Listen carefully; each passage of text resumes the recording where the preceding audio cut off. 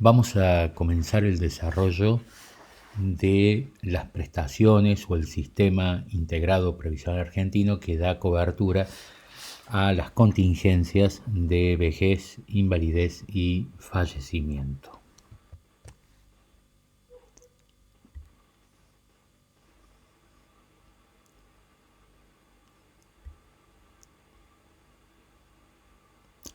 Aquí vemos el índice de los distintos temas o aspectos que vamos a tratar sobre la cobertura de esta contingencia.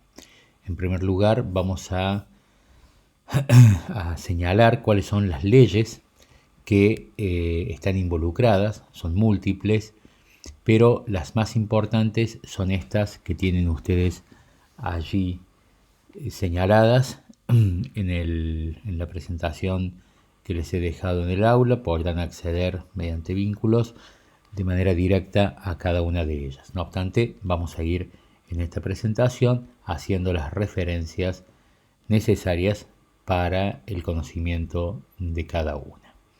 En cuanto a las contingencias que están cubiertas, como les anticipé, es en primer lugar la contingencia vejez. ¿Qué es la vejez para la ley? Ustedes han visto que, que las palabras jurídicas muchas veces son palabras que se comparten con el lenguaje de uso cotidiano, de uso popular, y que en el derecho se le asigna un significado específico. Para nuestra ley de previsional argentina, es viejo quien reúne ciertos requisitos. Es decir, aquí no se toma un criterio biológico de la vejez, sino que se toma un criterio legal. Para esta ley, el viejo, en el sentido de sujeto destinatario de la cobertura de esta contingencia, es toda persona humana que tiene, en el caso de los hombres, 60 años de edad, en el caso de las mujeres 60 años de edad y en el caso de los hombres 65 años de edad, y que ha realizado 30 años de aportes, que tiene servicios trabajados con aportes durante un mínimo de 30 años. Dadas esas condiciones, entonces estaremos autorizados a identificar a un sujeto de esta relación jurídica que se va a establecer entre el Estado, el ANSES concretamente, y esta persona que reúne estos requisitos.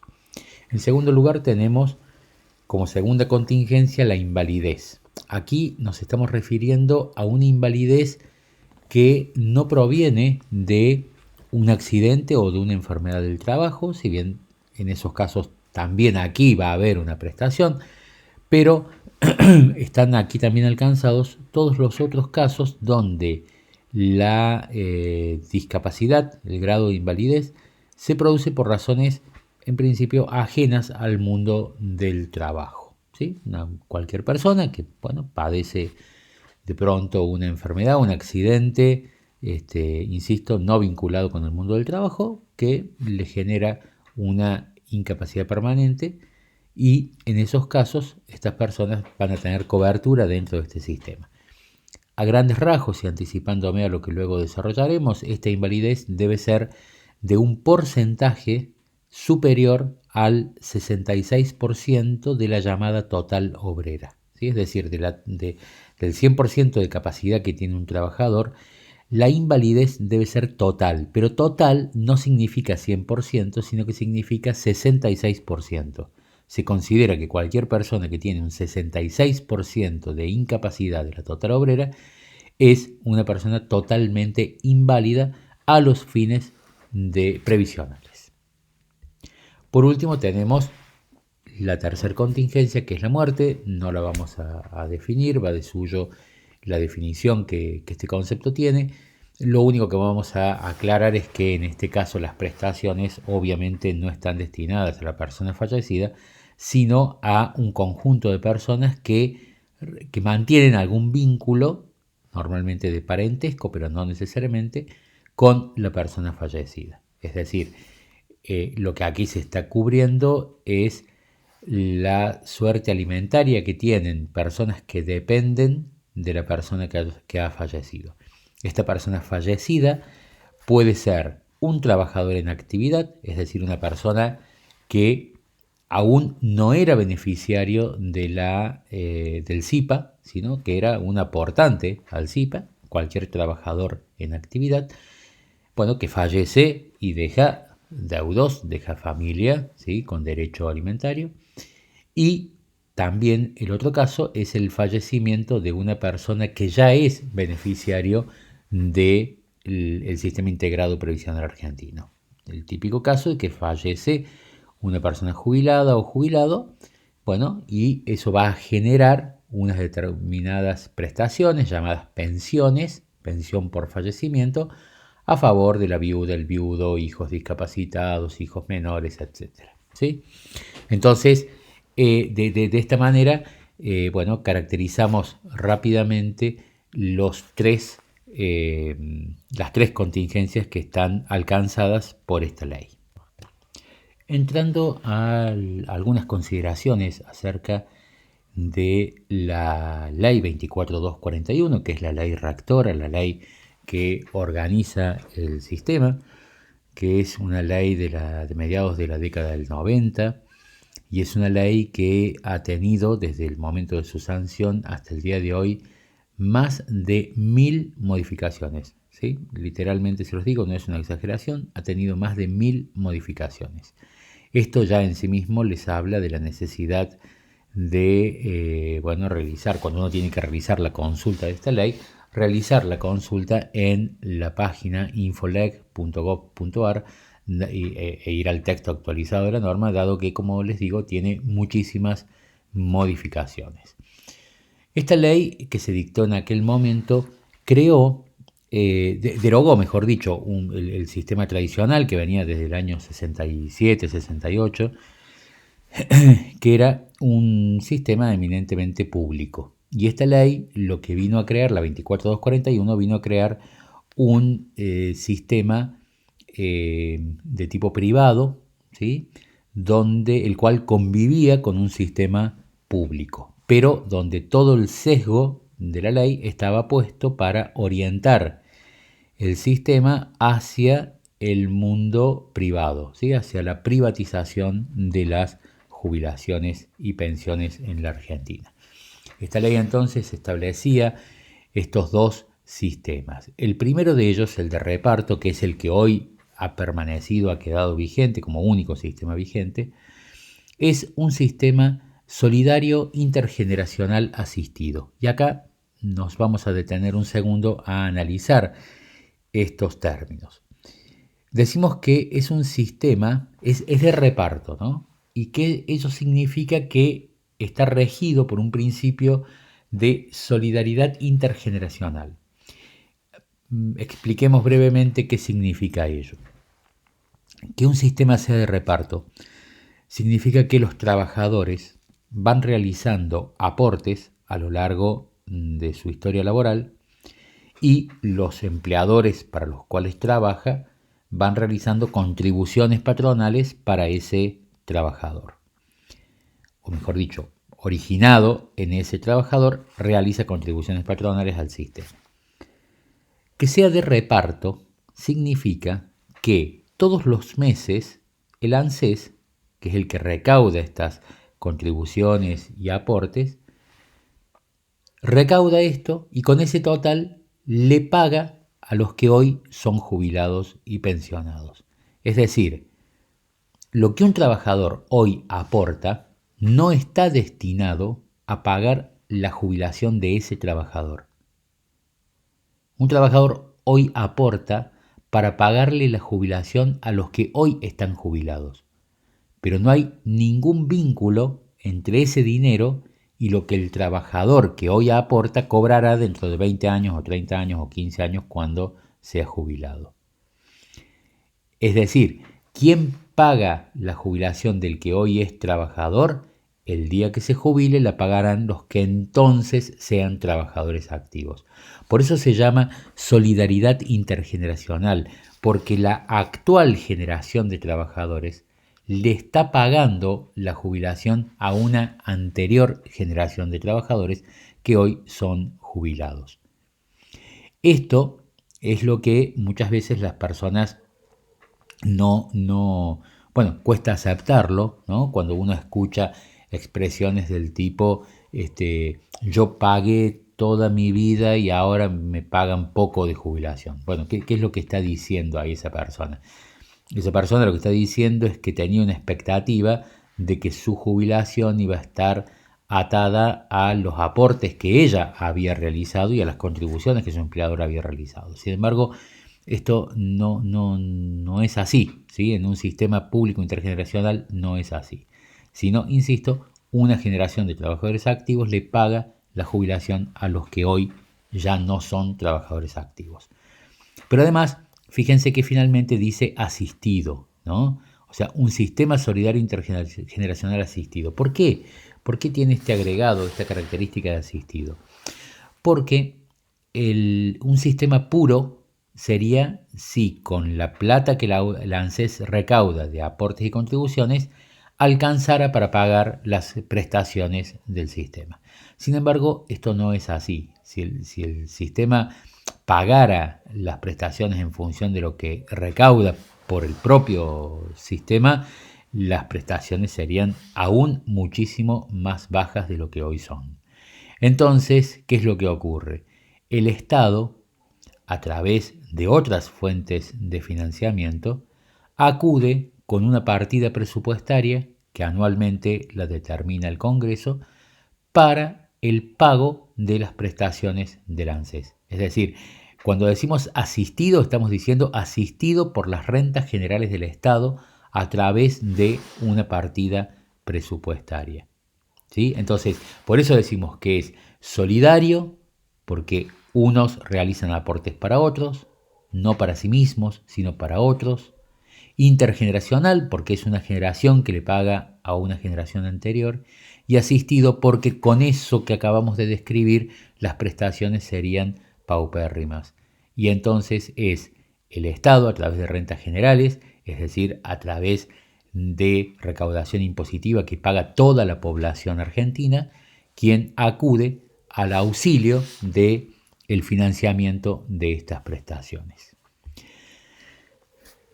La ley 24241 había organizado de manera paralela un sistema de capitalización que, como les dije, era el sesgo que la ley tenía, donde se pretendía que todos los trabajadores fueran a parar allí. Este sistema estaba basado en el principio del ahorro individual. El ahorro individual significa, por contrario o en contraposición a lo que les acabo de explicar, que cada trabajador todos los meses realizaba aportes, esos aportes se le iban guardando en una cuenta individual y el día que se retiraba se veía cuánta plata había en esa cuenta individual y en función de eso era el pago que iba a recibir como prestación.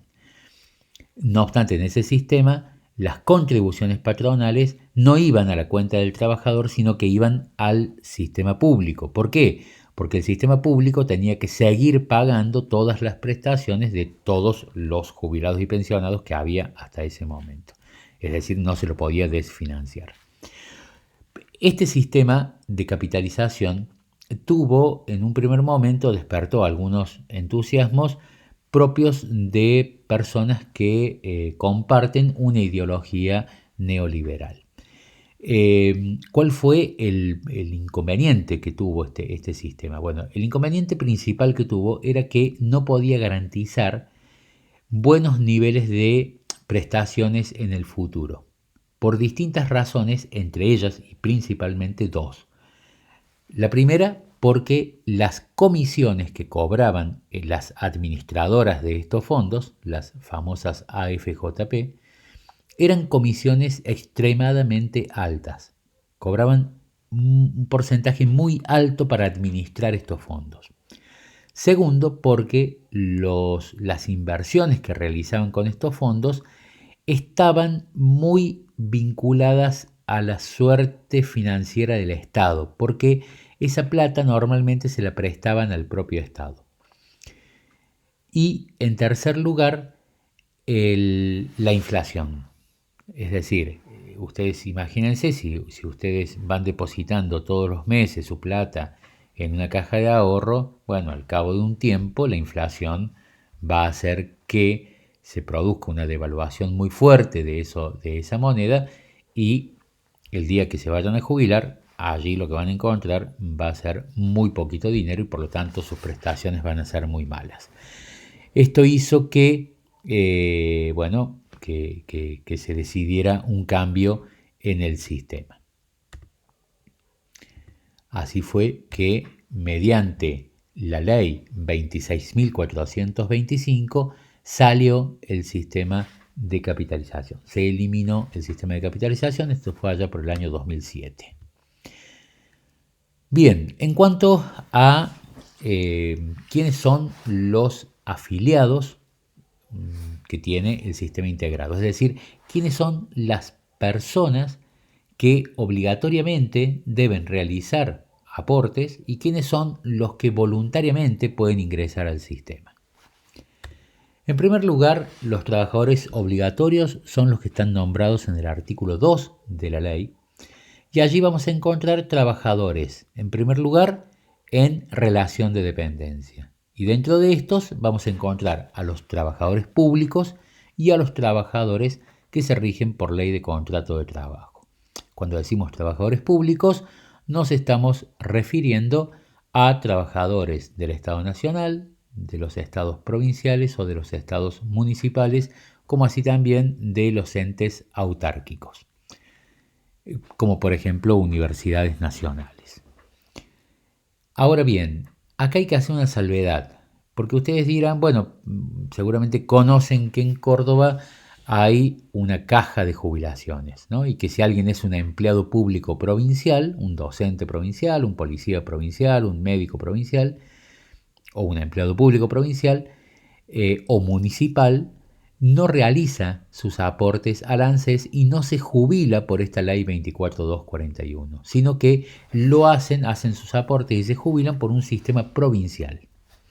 ¿Por qué esto es así? Bueno, cuando nosotros vimos las fuentes de la seguridad social, estudiamos el artículo 125 de la Constitución Nacional, donde se establece que las provincias pueden conservar organismos de seguridad social para sus empleados públicos y para los profesionales que ejerzan su profesión en el ámbito de las provincias. Esto es el caso de Córdoba.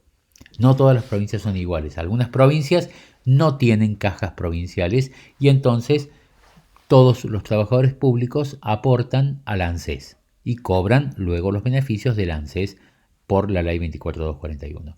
En el caso de Córdoba, no, Córdoba tiene un sistema propio, una caja previsional que tiene su propia ley, que se rige por sus propias reglas, a donde aportan los trabajadores públicos. Por eso es que cuando decimos públicos se refiere a todos, salvo que la provincia tenga un organismo propio, en cuyo caso prevalece ese organismo.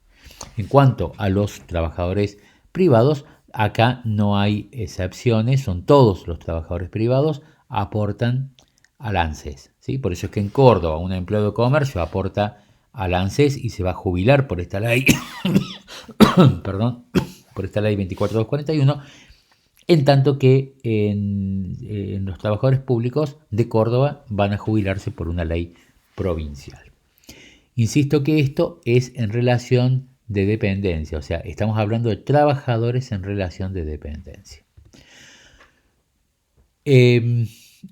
El artículo 2 menciona estas cuatro categorías de sujetos para referirse a los trabajadores que también están obligados a integrar el sistema, pero que no tienen relación de dependencia, ¿sí? Son trabajadores sin relación de dependencia o también llamados trabajadores autónomos. Estos trabajadores, fíjense que son, en primer lugar, los que ejercen la dirección de cualquier empresa, ¿sí? Los que administran o ejercen la conducción de cualquier empresa, aunque esas actividades de dirección no tengan retribución o ingreso alguno, ¿sí? Aunque se esté conduciendo una una sociedad y que se lo haga a título honorario, por ejemplo, y que no se perciba remuneración por dicha tarea, lo mismo estos autónomos deben pagar. Deben estar inscriptos en el sistema y deben pagar. En segundo lugar, están alcanzados como obligatorios los profesionales graduados de universidades nacionales, o provinciales, en la medida en que la provincia no tenga un sistema de seguridad social propio. En el caso de Córdoba, por ejemplo, esto hay que verlo profesión por profesión. ¿Sí? Por ejemplo, los médicos tienen una caja provincial por este artículo 126 de la Constitución Nacional.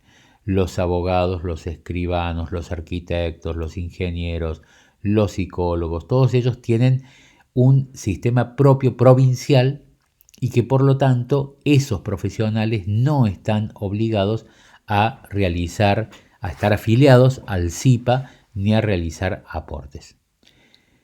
En tercer lugar, están obligatoriamente afiliados todo el mundo del seguro, ¿sí? Los productores de seguros o los que realizan cobranzas de seguro. Y en general, el inciso cuarto, que es una categoría residual, cualquier otra actividad lucrativa. Es decir, estas tres categorías más cualquier otra actividad lucrativa. Luego tenemos los afiliados voluntarios, que están en el artículo 3. Estos sujetos son, en primer lugar, los miembros de los consejos de administración de las cooperativas. Estas personas es bastante común que no reciban retribución por sus funciones, porque si reciben retribución, que también es común que lo hagan, están obligatoriamente afiliados al sistema. En cambio, si cumplen sus funciones en los consejos de administración de las cooperativas y no reciben retribución, bueno, quedan en ese caso afiliados solamente si deciden hacerlo de manera voluntaria. También en el caso de las SRL, los socios no gerentes. Ustedes saben que en unas SRL hay dos tipos de socios. El socio gerente, que es el que ejerce la administración de la sociedad, y los socios no gerentes, que son solamente socios capitalistas. Bueno, estos últimos también voluntariamente pueden adherir al sistema. Finalmente, los síndicos de cualquier tipo de sociedad también lo pueden hacer voluntariamente. El segundo rubro es los titulares de las sucesiones indivisas que no ejercen la dirección, administración o conducción de la explotación común. Esta situación se refiere a cuando una persona fallece y hasta tanto se produzca la división de la herencia entre los herederos, esa herencia se la considera una sucesión indivisa. ¿Por qué indivisa? Porque todavía no se ha dividido entre los herederos. Pero esa sucesión puede seguir funcionando como una unidad productiva. Supónganse que fallece una persona que era dueña de un campo. Bueno, hasta tanto se realice la división de la herencia, ese campo tiene que seguir produciendo. Tiene empleados, tiene actividad agropecuaria, actividad productiva y demás. Entonces, ¿a título de qué sigue ejerciendo? Si el dueño ya murió y los herederos todavía no son dueños. Entonces, se forma esta figura que es la de la sucesión indivisa. Y hay unos titulares, ¿sí?, que pueden ejercer la administración, en cuyo caso están obligadamente adheridos al sistema, o puede que no ejerzan la administración, en cuyo caso lo pueden hacer voluntariamente su adhesión al SIPA. En tercer lugar, están también adheridos de manera voluntaria los miembros de la Iglesia Católica y de cualquier organización religiosa que exista en el país. Es decir, de manera voluntaria se adhieren los miembros y sacerdotes de cualquier religión, no solamente la católica, sino del resto de las religiones. Y por último, pueden, esto que yo les dije antes, que los profesionales universitarios que ejercen en la provincia de Córdoba y que tienen sus propias cajas, que no están obligados a adherir al SIPA, pero sí lo pueden hacer de manera voluntaria. Es decir, un médico puede aportar a la caja de los profesionales del arte de salud, que es una caja provincial, y ahí está obligado a hacerlo, y voluntariamente puede también adherir al SIPA. En ese caso, el día que se jubile, lo podrá hacer en ambos regímenes. Y eso es muy excepcional porque, les anticipo, la regla general es que nadie puede tener más de una sola jubilación. ¿Sí? Pero hay algunas excepciones, esa es una de ellas. Vamos a realizar finalmente una aclaración importante que está en el artículo 5 respecto a los afiliados obligatorios, y es cuando se da la situación de actividades simultáneas, ya sea por pluriempleo o de manera autónoma tener más de una actividad autónoma. En todos estos casos, cuando hay actividades simultáneas, las personas deben afiliarse, tanto ellos como sus empleadores, y contribuir obligatoriamente por cada una de las actividades que realizan. ¿Sí? Es decir, acá no, este es el caso que no hay que confundir con la prohibición que hay en la Constitución, en el artículo 14 bis, acerca de la prohibición de la superposición de aportes. Esto no es superposición de aportes, porque son dos trabajos. Imaginen la situación de una persona que tiene dos actividades, tiene dos empleos. Bueno, tiene que obligatoriamente aportar en cada uno de esos